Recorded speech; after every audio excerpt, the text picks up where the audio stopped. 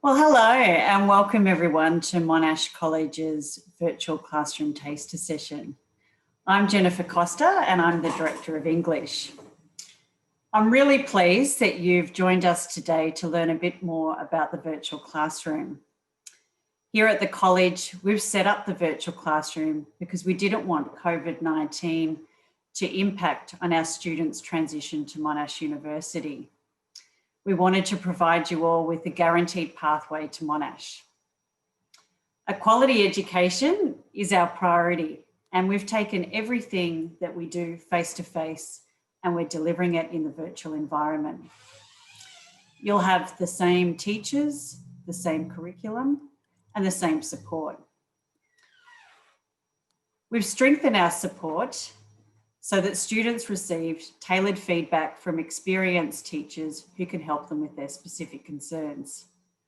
We also have a great team of learning skills advisors and counsellors that can provide our students with support, encourage them to do well in their studies and to keep everyone connected to the college. In today's session, I'm going to be introducing you to one of our great teachers, Mark Rooney, who'll give you a wave right now. And he's going to be introducing you to speaking skills. You're also going to be hearing from one of our fantastic students about her experience with the virtual classroom. And we'll be talking to you about the support that we offer at the college to make sure that you have the best possible experience. Our team has one goal, and that is to give you a fantastic learning experience and to set you up for your studies. So, without further ado, I'm going to hand over to Mark, and I look forward for you joining us in the virtual classroom and to coming and studying with us face-to-face once the restrictions are lifted. Thank you. Thanks, Jenny. And hello, everybody. I'm just going to share my screen with you all. Okay, so yes, hello, my name is Mark and I'm a teacher here at Monash College. And I'm today going to give you a taste of some of the things we deal with in our classrooms and the virtual classroom. And specifically, we're going to look at speaking skills and especially discussion skills.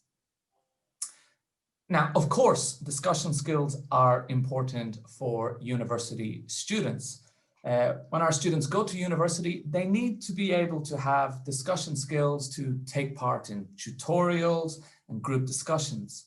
But it's more than that.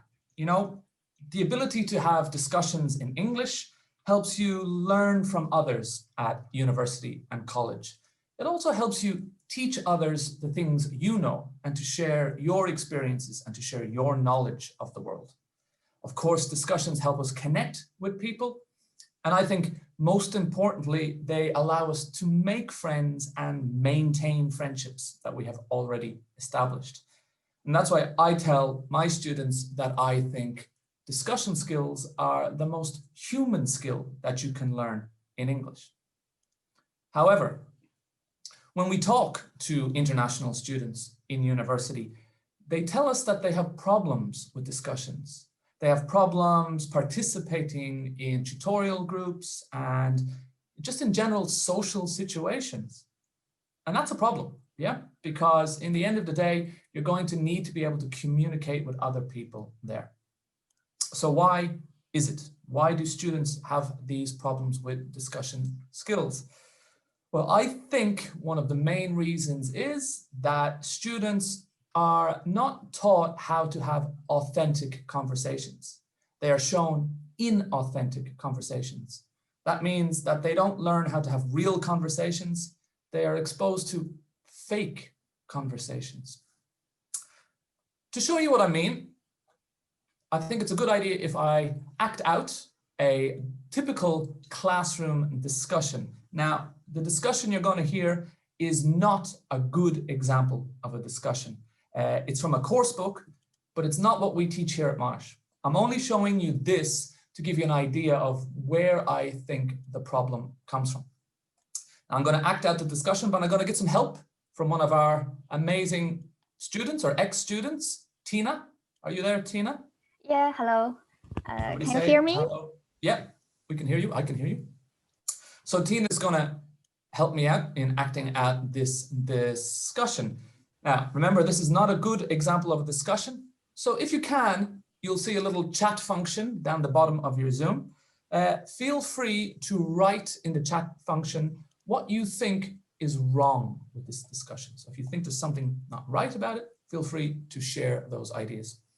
Okay, so I'm going to be Billy. Tina, are you ready to be Taylor? Yeah. Okay, let's go. So, shall I start the discussion? Yes.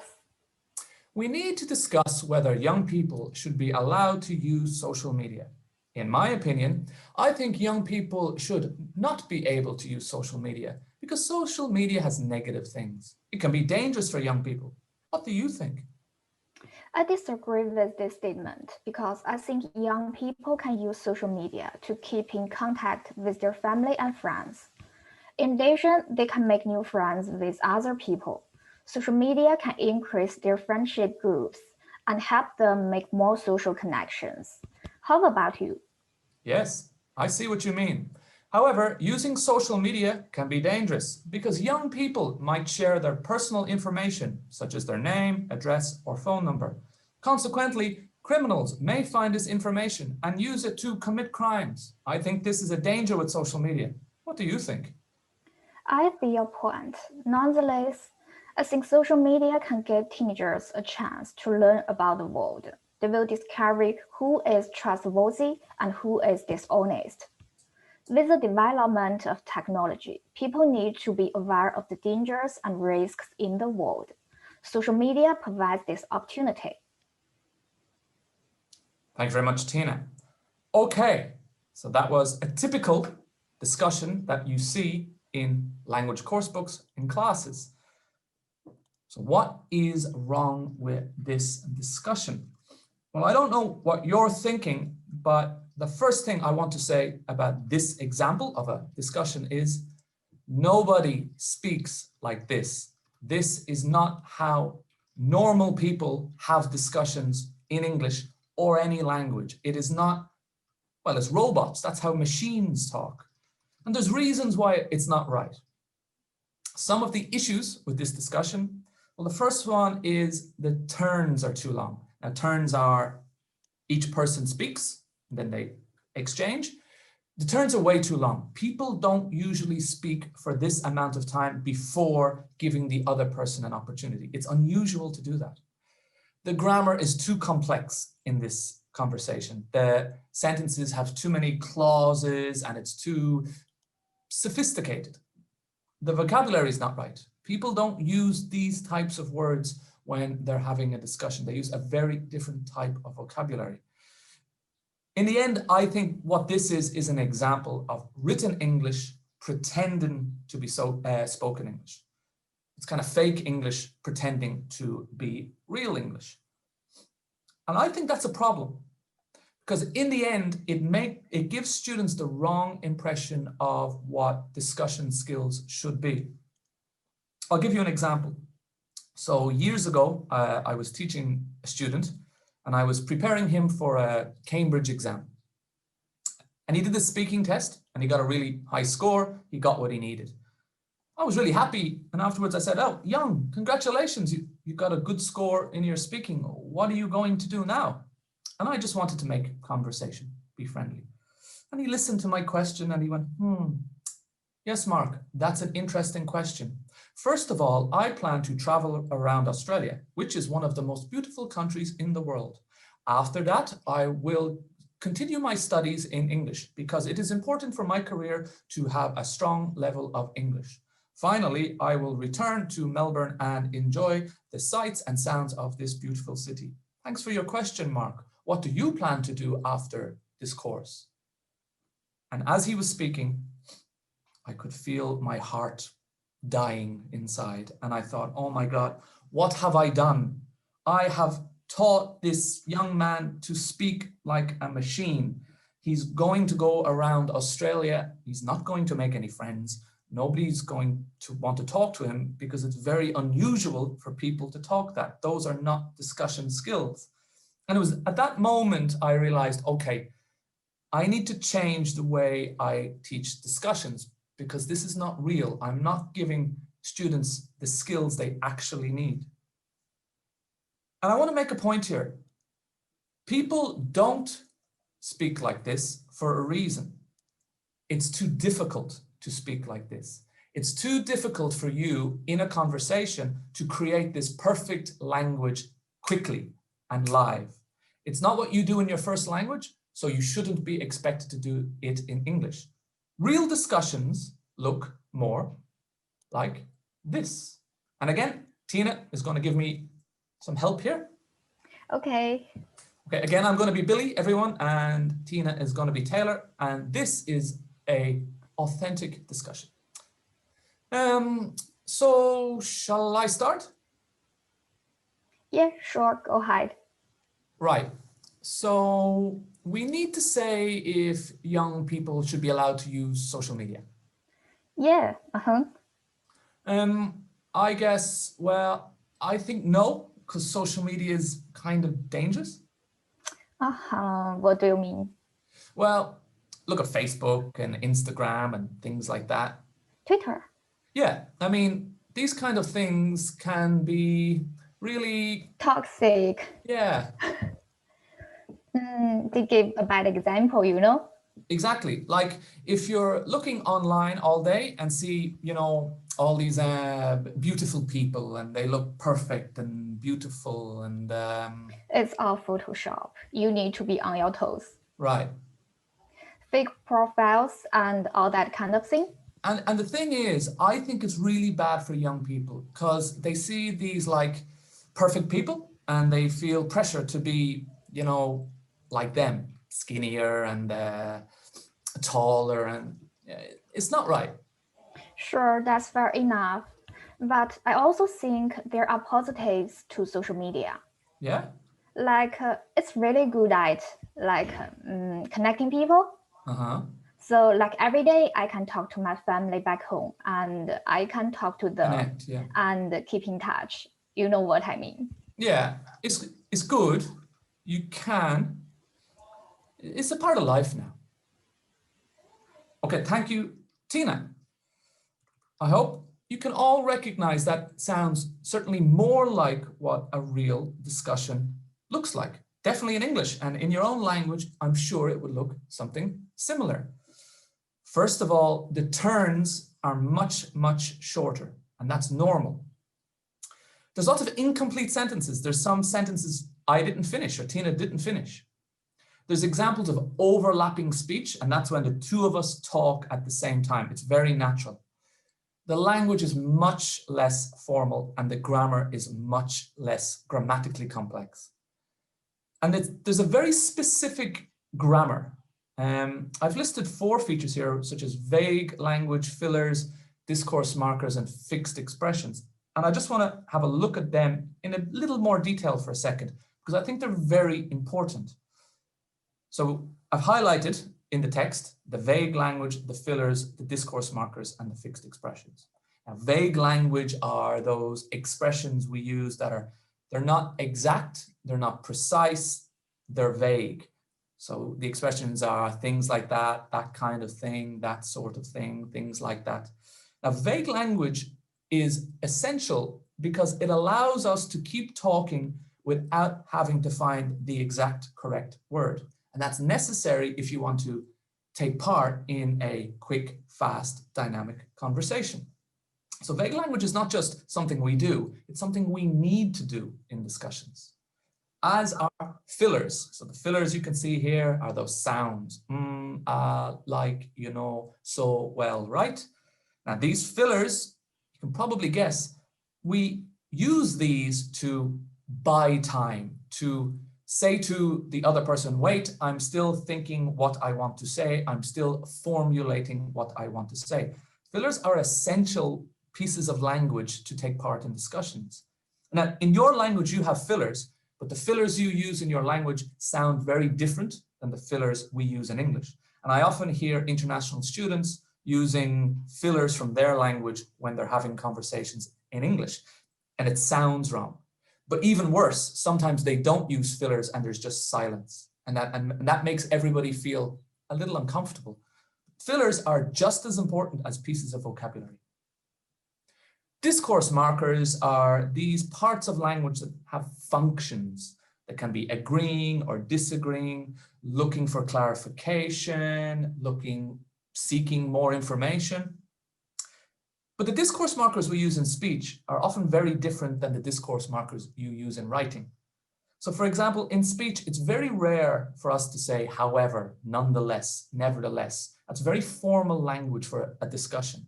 We say things like, mind you, having said that.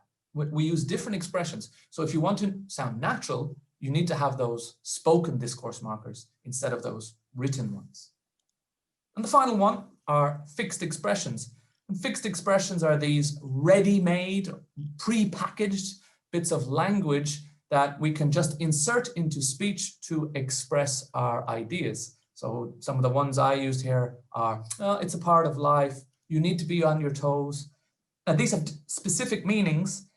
And again, they're not things you often see in writing. They're more common to spoken. Now, writing has its own fixed expressions, whereas speaking and discussions has different ones. And if you want to sound natural, you need to use the right ones. Now, if you look carefully at this dialogue and the colors, you'll notice there is a lot of these expressions in there. Well, in fact, 50% of discussion language is made up of these 4 features. And yet, students don't know these things and are often not taught them. They get taught that bad model. Now remember, these things are not just features of spoken discussions, they're necessary tools to help you create language live in a discussion. So without them, you're always going to be in trouble. It's too hard to take part in discussions. So that's one of the main reasons I think students struggle to take part in discussions at university. They don't have enough experience listening to authentic discussions. And as a result, they don't learn the language and the strategies and the patterns you see in authentic discussions. So at Monash, we try and address that problem. We expose students to as many authentic discussions as we can. We teach them some of the features we've looked at today and more. And essentially, we assess students on their ability to take part in authentic and dynamic discussions. And we hope that that will help them in university to interact with others, to have social growth, and to make and maintain more friendships. So if you come to Monash, I would very much like to help you improve those skills. Okay, I'm going to take a little break because I think it's time we heard from one of our students here at Monash College. Again, we're going to hear from Tina, who is going to tell us what her experience of learning online in the virtual classroom was like. Okay, Tina, over to you. Okay, thank you, Mark. Hello, everyone. My name is Tina, and I am from China. I completed my Monash English Bridging program at Monash College. I recently started my Master of International Sustainable Tourism Management at Monash University. Today, I'm going to share my experience starting in the virtual classroom, including completing assignments, becoming a peer mentor, and how I stayed connected with my classmates and friends. Next slide, please. There are many enjoyable aspects of the virtual classroom, such as whiteboard annotations, breakout rooms, and the ability to share your screen. My teacher made our classes fun by using interactive activities, such as Kahoot quiz.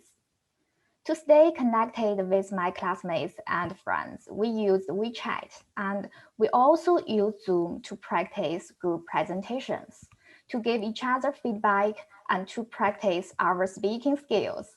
This meant we could still connect, even though we couldn't meet face-to-face. We also used a platform called Moodle to access all of the learning materials. It contains videos, audios, readings, and lecture slides. I like Moodle as it is easy to use and it has lots of helpful resources. Next slide, please. Yeah, thank you.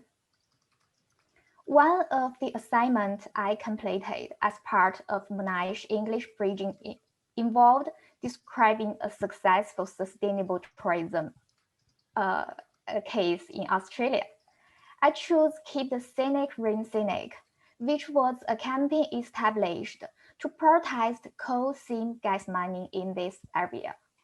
The assignment involved doing research on sustainable tourism in Queensland, referencing every article that I took information from, creating a slide deck, writing my speaking notes, and presenting it to the whole class. While completing the assignment, my teacher was available to answer any questions I had. She had consultation times on Zoom, so I could log in during set times to ask questions. She also was available after every class and by email, so I felt very supported. This assignment helped me develop skills in communication, researching, referencing, and presentation skills, which have helped me very much in my university life. Next slide, please. I also became a peer mentor, which involved completing 10 hours of training to learn how to model good behavior in class and lead a group of students. I led a speaking circle every week online through Zoom to create an environment for my classmates to practice their English language skills and study skills. This experience helped me become more confident, improve my grades, and develop leadership skills. That's all. Thanks for your listening to my presentation, and I hope you enjoy studying in the Monash College virtual classroom as much as I can. Thank you. Thanks a lot, Tina. It was great. Always good to hear from one of our older ex-students who has become very confident, and yeah, it's great to see someone using the skills that they learned on the course. Now, I just want to talk quickly about some of our student support services here at Monash College. So just because we move online, nothing changes around our support services. If it's face-to-face or online, there's still a whole host of ways that we want to support you as a student. For example, we have a strong and vibrant student engagement team who have lots of clubs and societies that enable students to connect with each other and have fun. There's computer games, learn languages, learn how to cook. There's a whole host of different ways that we help students connect through fun activities. We also want you to do well in your studies and in your university career. So we have academic support and career advisors who are going to support you the whole way through your relationship with Monash. They can help you with your day-to-day study, but also making the right choices about what to do in university and your pathway. Your health and your emotions are also very important to us. That's why we have a team of counselors and student welfare who are always available to help you with any issues you might have. These can be academic issues or just general life issues if you're living in another country or adapting to online learning. And of course, we have lots of great teachers here at Monash. We really enjoy teaching online and we enjoy connecting with students from all around the world. I think it gives us an opportunity to be creative and to come into your world a little bit and help teach you there.